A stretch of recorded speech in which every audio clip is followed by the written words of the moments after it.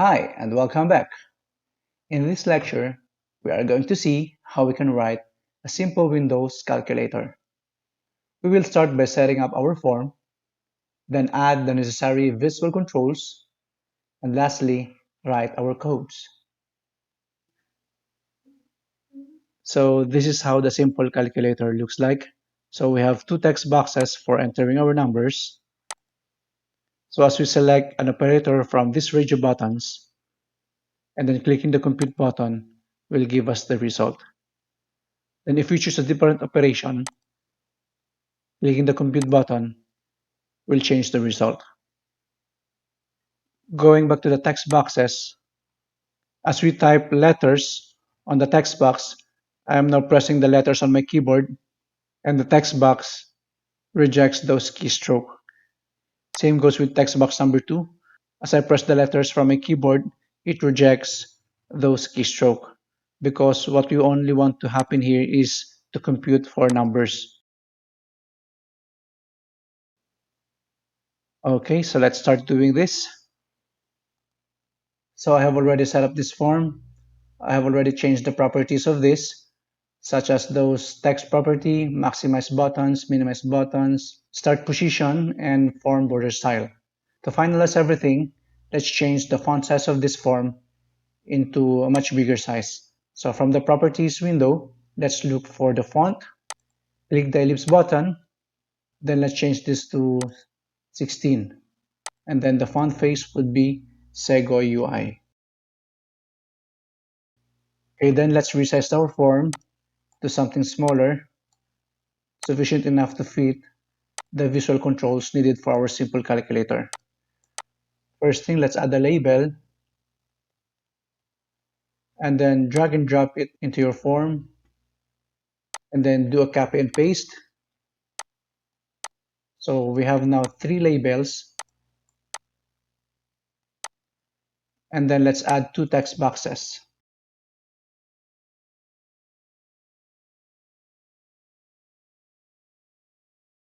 And then let's change the text property of the first label into input 1. Same goes with the second label. This would be input number 2. And then the third label will be result.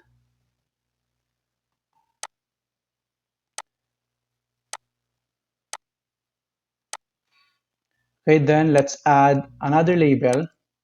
Let's just copy and paste this one and then place it just below the second text box.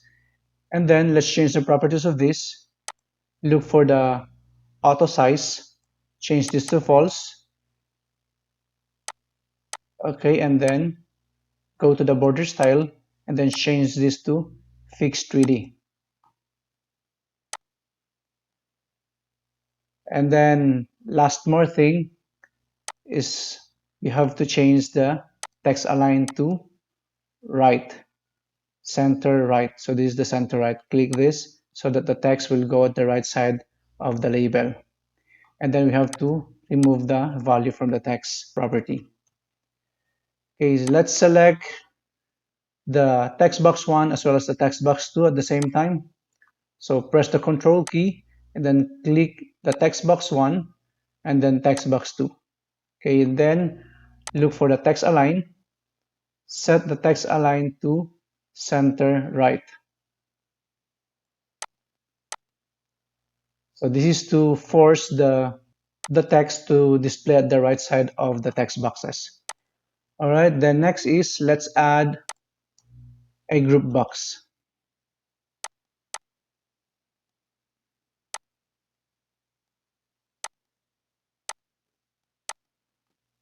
Let's name the group box, or let's change the text property of the group box to operators.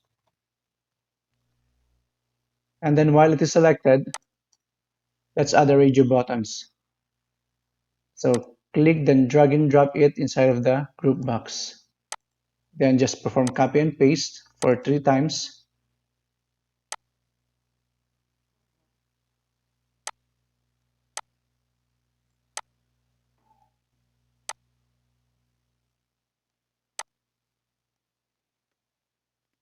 And then let's align the radio buttons equally. So go to the format and select vertical spacing and then click make equal. Okay, and then let's change the name of each of these. So the name for the first radio button is, this is RDB, stands for radio button division. And then the second one is RDB multiplication, RDB subtraction, and then the last one is RDB addition. And then let's move to the text property. Let's change this also.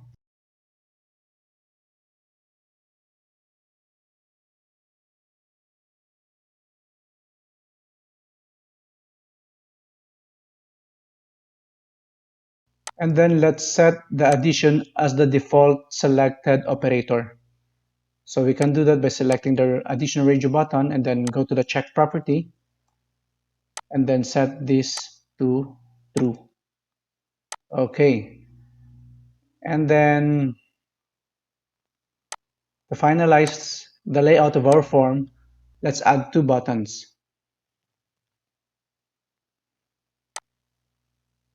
Button for compute and button for exit.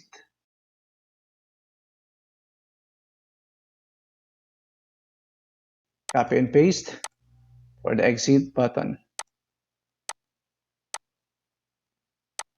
Then let's select the first button, change the name of this button to BTN compute, and then the text property to compute.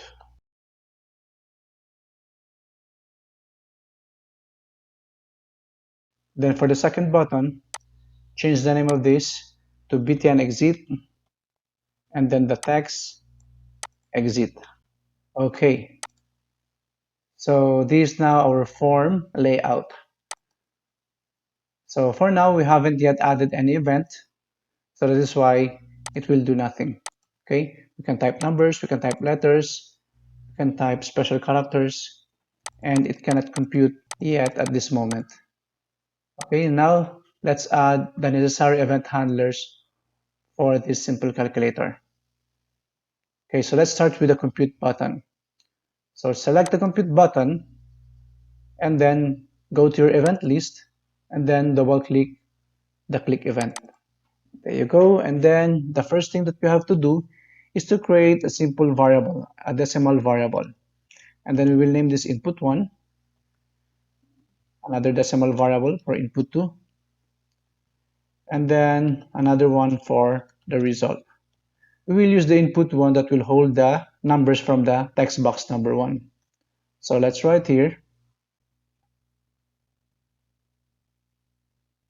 We will use the decimal try-parse to convert and at the same time check if the given value is a valid decimal value.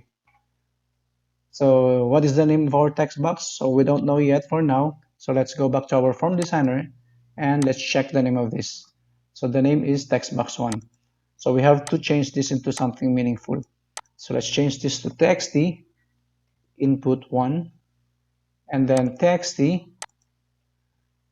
input 2. And then for our label, since this is label, the prefix would be lbl result. Okay, so there you go. And then let's go back and finish our code. Select the compute, event list, and then double click the click event. All right, then let's write here string, that would be the text box 1, txt input 1 dot text, and then we have to out it using the input 1 variable. Okay, so I'm just going to copy and paste this for input number 2, then change this to input number 2 also, as well as the out variable. All right, so now let's check if we were able to correctly validate the input from our text box 1 and text box 2. So we can do this by writing here if not valid, at the same time 2 is also not valid. So either of them are not valid, then what we will do is to display a message box. So we have to use message box to inform our user that something went wrong to our input numbers. So we will be using text message box here. The show method of the message box has 21 overload. We will be using the number 7 overload. So we will supply the string text, string caption, buttons, and message box icon. So for the string text, we will be stating here that something went wrong to your inputs.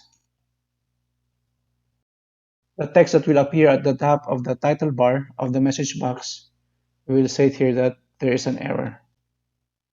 And then the message box buttons that will be available on the message box, we'll be using the message box buttons dot OK. And then finally, for the message box icon, we will just write here message box icon dot error. All right, then let's test this. So let's try running the application. Okay, so we have an error. It says it is missing a semicolon. So let's add a semicolon and then run it again. Okay, so let's try pressing the compute button. Okay, so it shows this error. So this is the string message. This is the string for error, and then the message box icon, and then the message box button. Okay, so it shows an error because we did not enter any numbers. If we enter letters, it will consider that also as an error. So if we change this to number, then pressing the compute button will raise no errors. Okay, so let's continue. So this time, let's try another if statement for checking what particular radio button has been selected by our user. So let's write here if rdb that division that check, if it was checked, then what we will do is to get the result. We can do that by dividing the input 1 to the input number 2. Else if the selected one is RDB multiplication, so we will do multiplication by changing this operation to asterisk.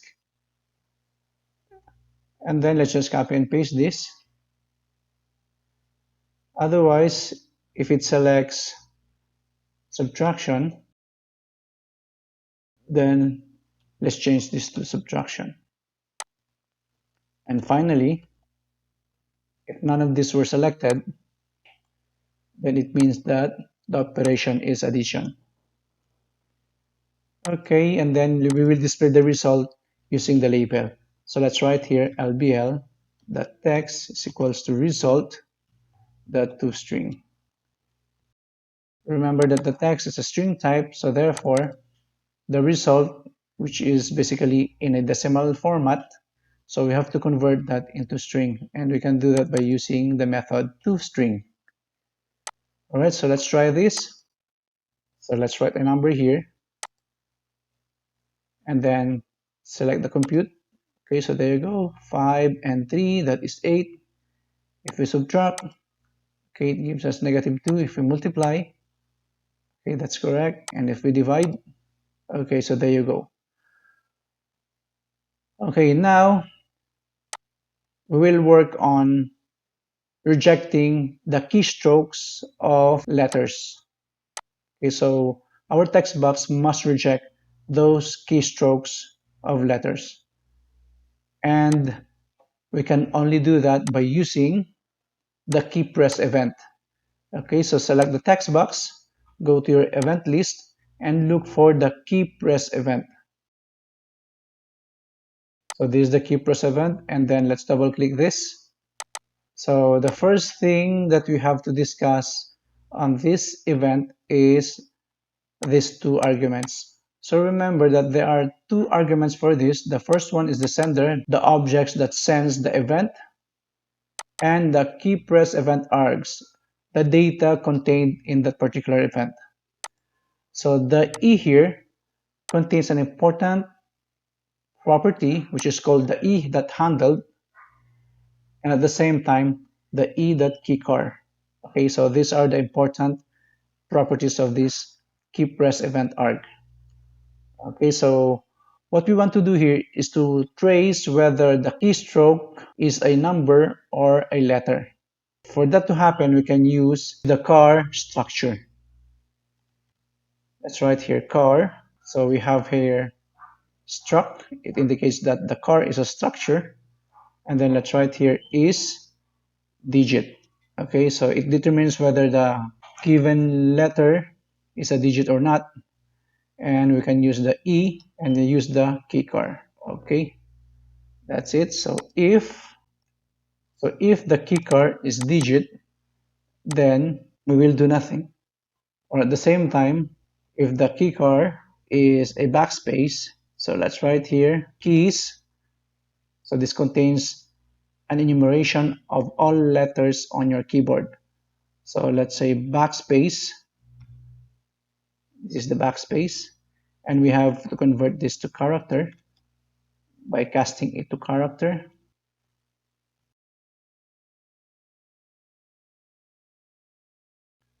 Let's use the else here, or else E.handled. So meaning E is being taken care of. All the characters that is pressed other than digit and backspace are taken care of by the keypress event. So meaning the keystroke will be swallowed up by the keypress event.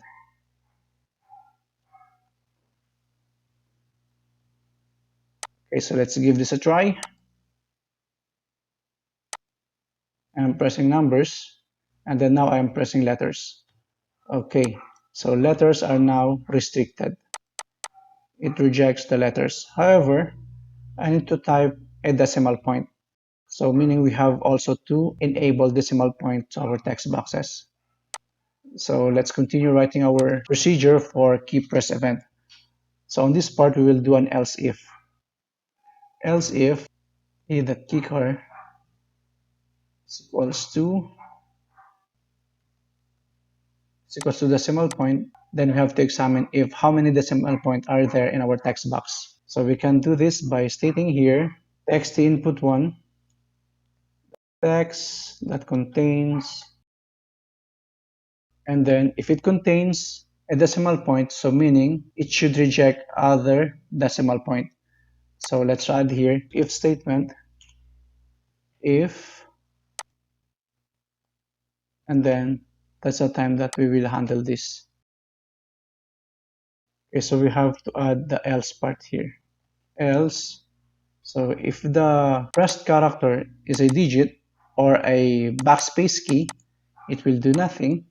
But if it presses a decimal point, it will check if there are several decimal points already there.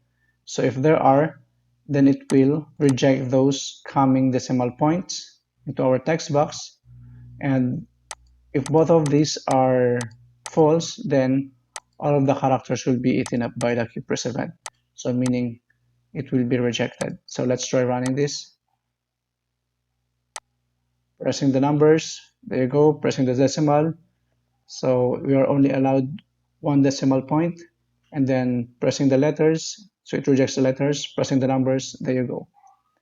Okay, and then let's write also here, then compute. All right, so, and to finalize this, let's add the code for exit button. Okay, so let's go back to the designer, select the exit button, go to the event list, and then look for the click event. And then right here, application dot exit. And then let's run this, enter numbers, okay, then exit. All right, so there you go. So that's the end of this video, and thank you for watching.